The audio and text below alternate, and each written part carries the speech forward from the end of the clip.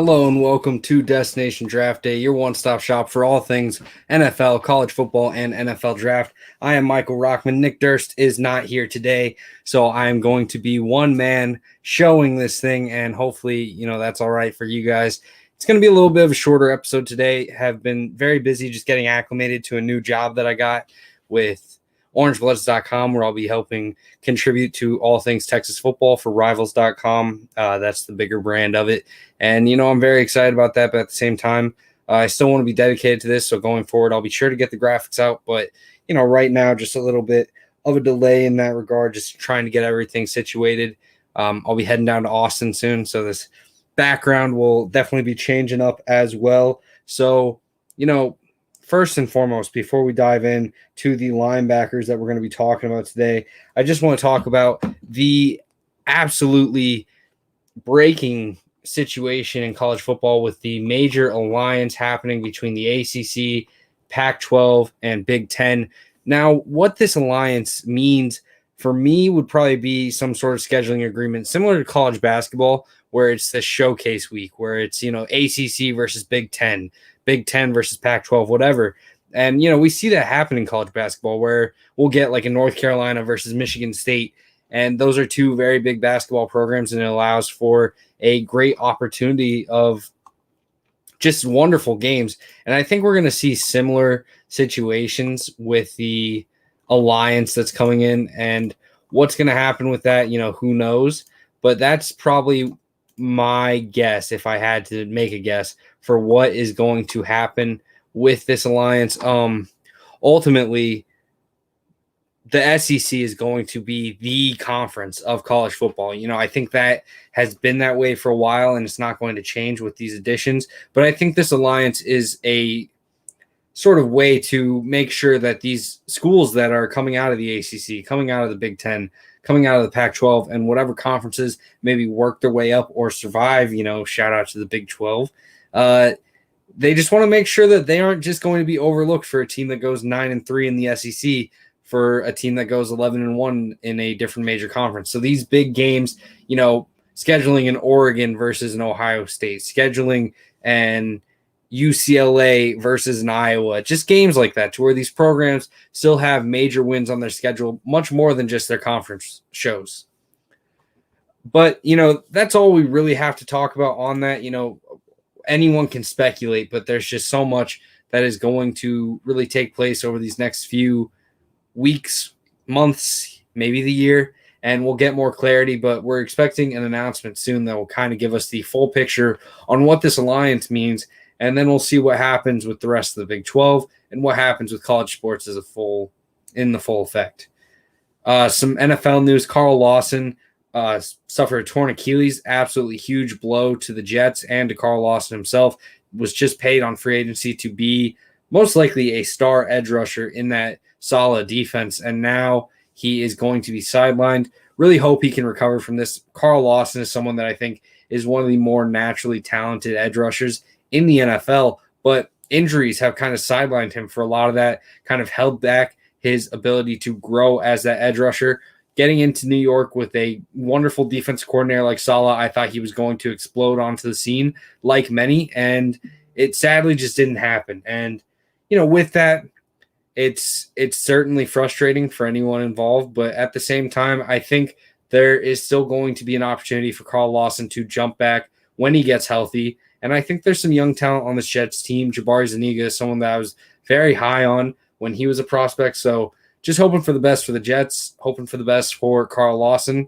And, we'll see what happens with Coach Saleh there in New York.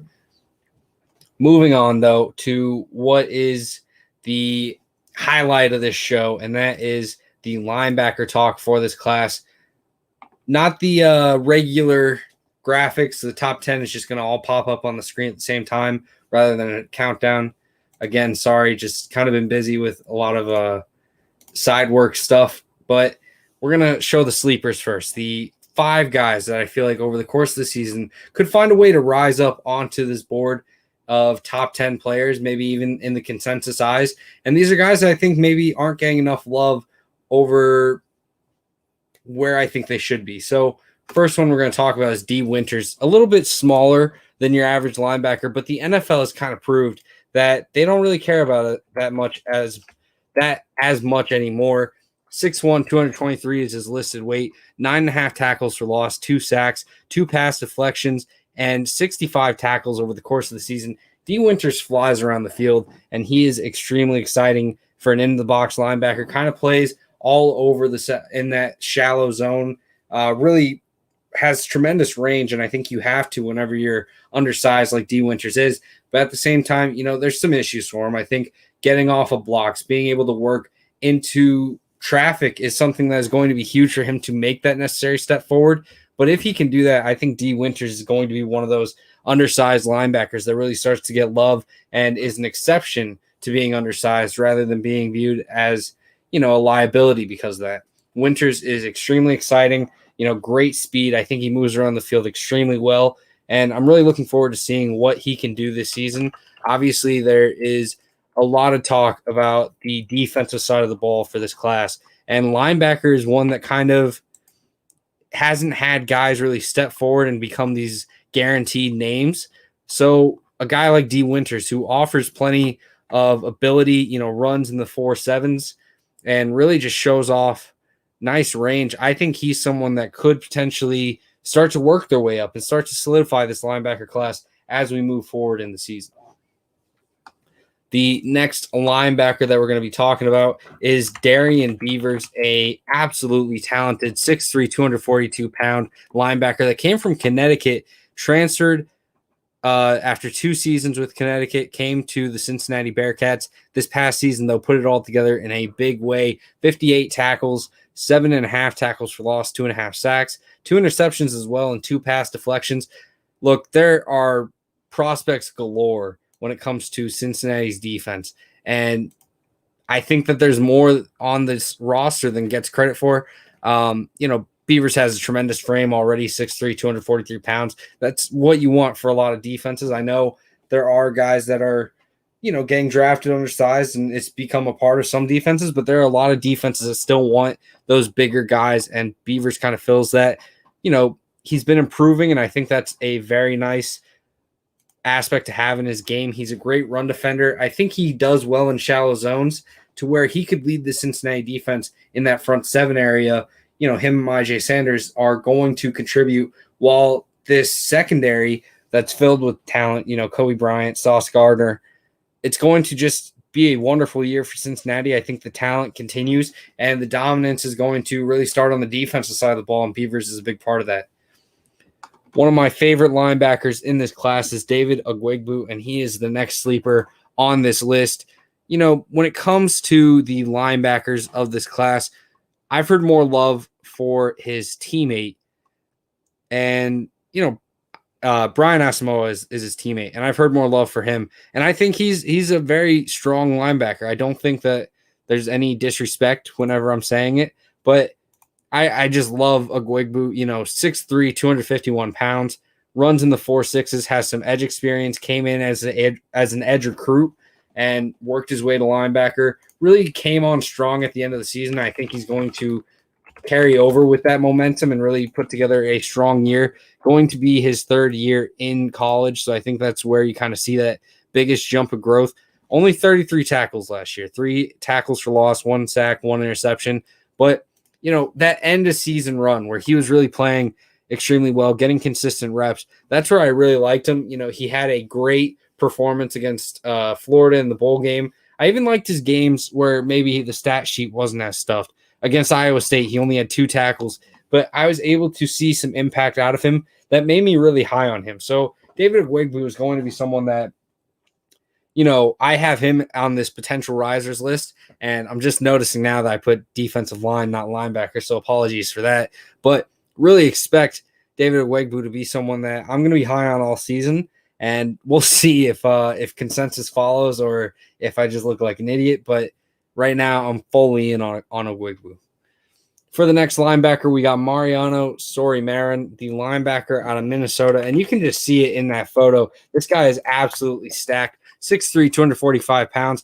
Probably not going to add any more weight. He seems a little maxed out in his frame, but 54 tackles, 1.5 tackle for loss, 3 pass deflections. I think this is someone that, despite his size, And yeah, he's a little slow. I think he moved around the field with nice processing ability to really play the run extremely well, seemed to move around the field decently. I think this is someone that really could be a day 3 pick that sticks around in the league for a long time, really solidifies themselves as a starter over a couple of years of experience, and is really someone that just gets a lot of love in this draft class from people that are kind of looking at the later round prospects. And if you're someone that does that, someone that's intrigued by that, then Mariano Sori-Marin is definitely a great option to watch. I think he's someone that has everything you could really ask for in a linebacker. He's not going to be the uber athlete, but I think in terms of consistency, in terms of smarts, in terms of run stopping ability, he checks all those boxes. And, as a day 3 pick, I think he's going to be an absolutely safe bet to be a contributor, even at the next level.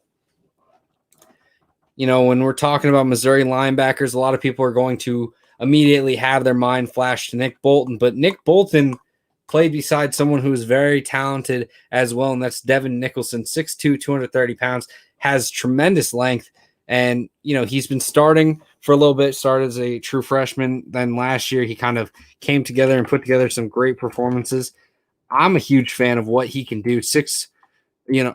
Great length, 69 tackles over the past season, 3 tackles for loss and 1.5 sacks, and an interception as well. On top of that, Missouri is definitely going to be missing Nick Bolton. Whether you thought he was a great prospect or not, I know there's a little bit of a split on him.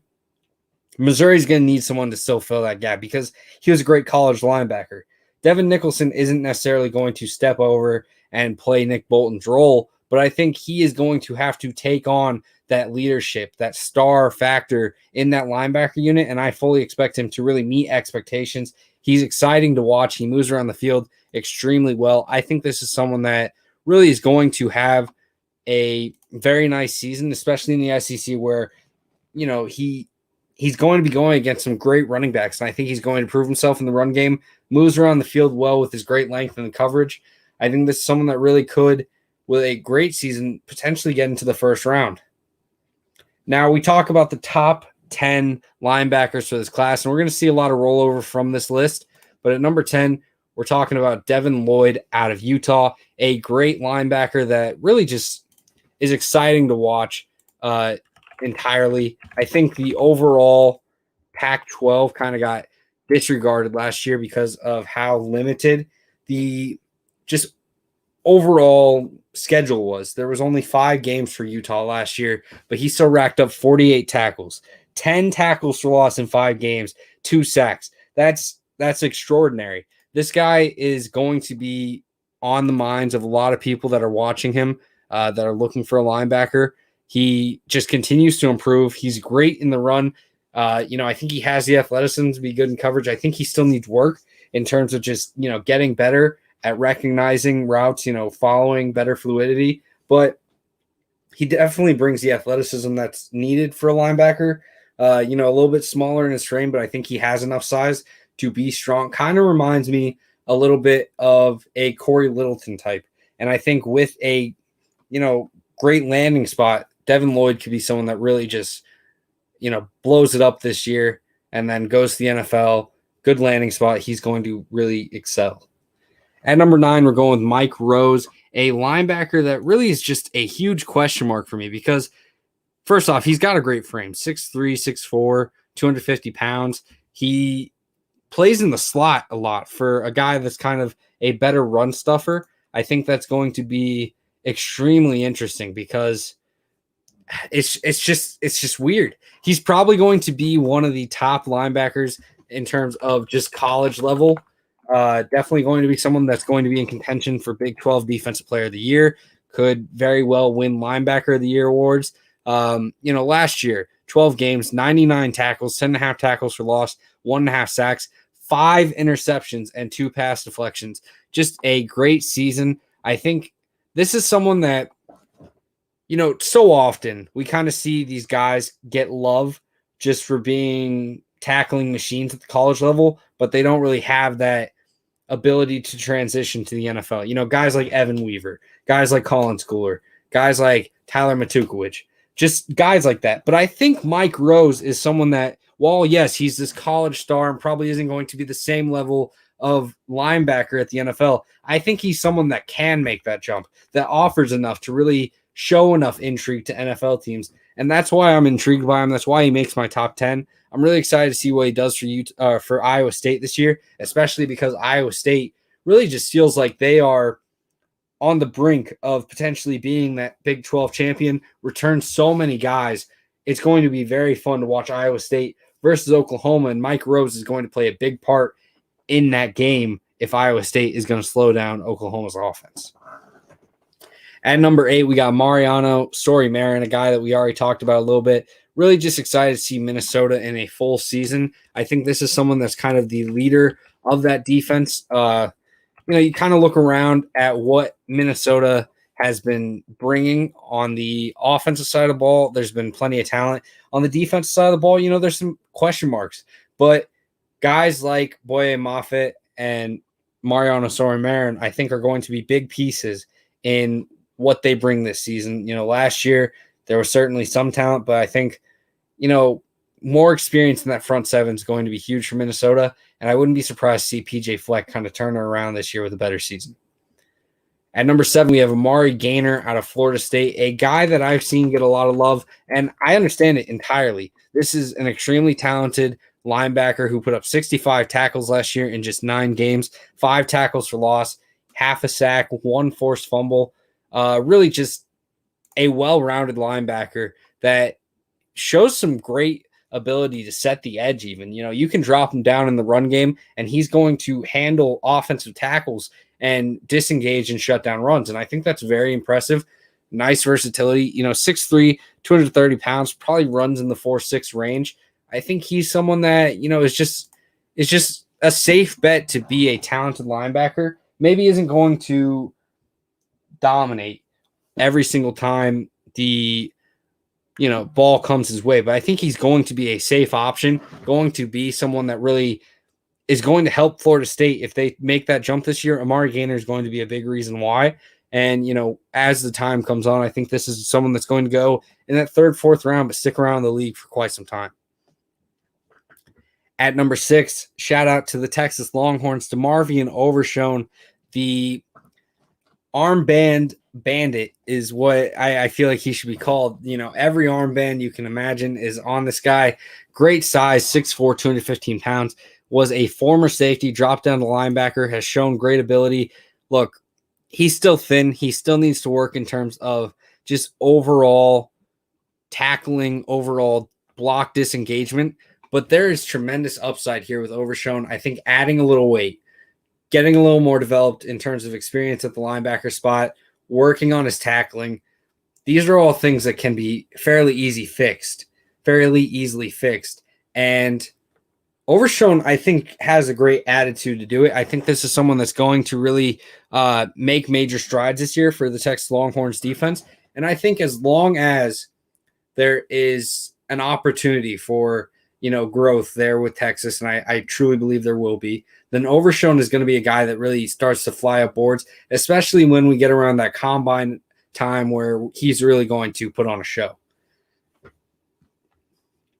At number 5, I got Jack Campbell, a 6'5", 243-pound linebacker out of Iowa. And, we got a comment from here. Love Jack Campbell. Soup, Campbell's Chicken Noodle Soup, obviously a very great brand. If they want to sponsor me, just let me know. Jack Campbell, though, is well-rounded. And I think one of the big things about him is you can see the difference in that Iowa defense when he was there and when he wasn't. So, for Campbell, well-rounded guy. I think he has, just an absolute skill set and frame that's going to wow people. There's a lot of talk about if a linebacker is going to go in the first round or whatever. And I think there's definitely a possibility in just 5 games.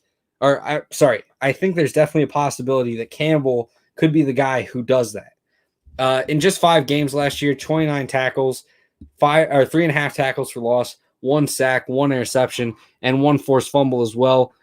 Moves around the field extremely well. I think this is someone that's going to probably not fall very much, but could very well move up. Right now, I have him at 5. There's a lot of people who would tell me I'm sleeping on him, have him too low. And, they're probably right. I think this is someone that's very consistent, very safe. And I'm really excited to see what Iowa does with him this year and how he performs in what will potentially be his last year. But, Iowa Hawkeyes, there's a lot of talented guys that return to school. So wouldn't be surprised if Campbell is one of those. At number 4, we got Peyton Wilson, someone who I extremely enjoy because of his just tremendous range, tremendous size, very nice frame, 6'4", 240 pounds, 108 tackles last year in just 10 games, 11.5 tackles for loss, 3.5 sacks, 2 interceptions, and 1 pass deflection. Just an absolute stud, and I really just can't get enough of this guy. I think there is plenty of potential here for what he can become. And, I think there's already so much that a lot of NFL teams will love about him. He's going to be a 5th year or a 4th year junior, but that's perfectly fine. But I think the biggest intrigue is just how he gets across the field. There are plays that are on the opposite side of him, and he is just able to bolt across the field and make the plays, make the tackles. He does very well in that regard. There's still a lot of undisciplined play from him that needs to be fixed up and cleaned up just overall if he wants to be a promising prospect.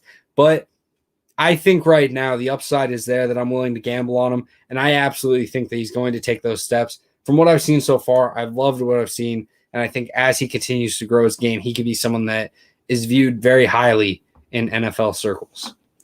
The next linebacker on the list is Edefon Olofishio, the linebacker out of Washington, someone that I think just gets off of blocks extremely well, has just tremendous IQ for a linebacker, 6'1", 240, so a little bit smaller than maybe you'd want, but he does it all. And I think this is someone that really is another case of maybe slept on a little bit because of the shortened season there in the Pac-12. In just 4 games, he had 47 tackles, 1 tackle for loss, 1 sack, 4 pass deflections, and a forced fumble. He's an absolute stud. He gets under blocks extremely well. He finds the ball. He makes plays. He's not going to be your just dominant, athletic, enigma of a linebacker. I think this is someone that is going to be a safe bet, but with that kind of high floor, lower ceiling, he's probably not going to be someone that works his way into the first round. But I would say that this is someone that probably doesn't get past the 4th round just because he's such a consistent player. Really, I expect this guy to go 2nd, 3rd round, probably stick around in the NFL for a long time, have a nice career.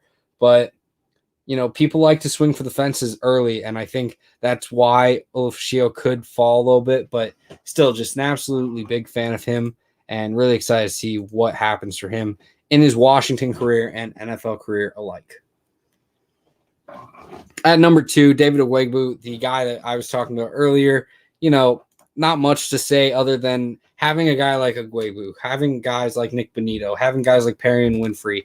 Oklahoma's defense is better than it's been in a long time. And now a lot of pressure falls on the secondary, really what's going to happen there. But if the secondary can match what is going on with this Oklahoma defense, then Oklahoma has probably their best chance to win a championship in quite some time. I know that with very talented QBs like Baker Mayfield, very talented QBs like Kyler Murray, Jalen Hurts, they have the possibility to win it before, but I think this gives them a legitimate chance for when they get into that playoff picture that the opportunity is truly there, especially in a year where other offenses have the question marks of new QBs and plenty of turnover at some key positions. So will Oklahoma do it?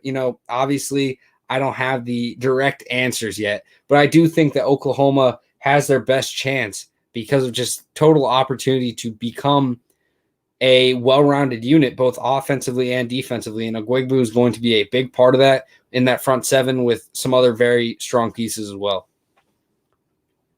And the number 1 linebacker for me is Christian Harris. A little bit safe here, but I have no shame in it. I truly think that he is going to be someone that, just sticks around. I don't know if he's going to be a first-round pick. I think we could see him kind of be in that early 2nd type range, but 6'2", 230 pounds. I think he's someone that really processes well in coverage, showed some great plays tackling. I think he's a little inconsistent, and I think that's something that people who are kind of doubters of Harris have that issue with. But I don't know. I trust Alabama to get him to that next level. 79 tackles, 7 tackles for loss, 4.5 sacks, 1 interception, 2 pass deflections.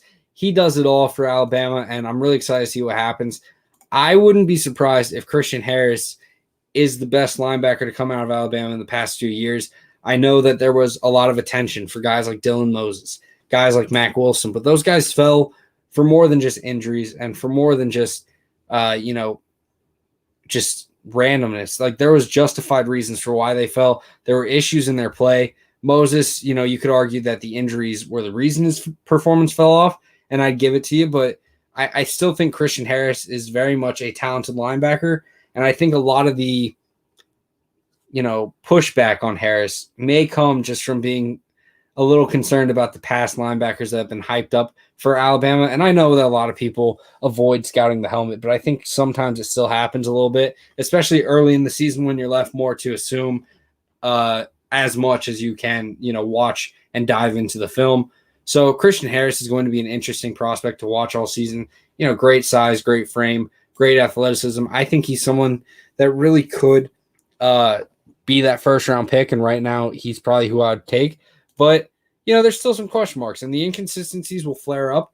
Sometimes he processes plays extremely well, and sometimes he's just out of place or makes the wrong read entirely. So it's going to be a big year for linebackers to have the chance to jump up and establish themselves in the class. But at the same time, there's a lot of linebackers that will get some question marks and maybe even fall out of the conversation of being picked and, have to return to school to really establish themselves.